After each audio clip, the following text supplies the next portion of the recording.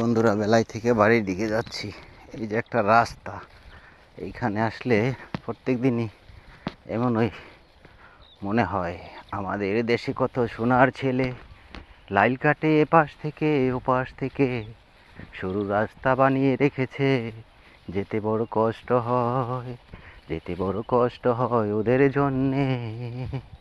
হে বিধাতা, ও বিধাতা, ওদের মনে কেন তুমি দাও না বিভাগ বিবেচনা এনে।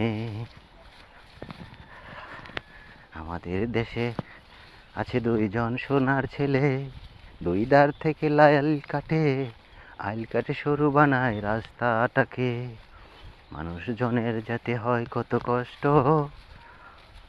ওদের মনে বিভাগ বিবেচনা কবে হবে ভ্রষ্ট। আসসালামু আলাইকুম।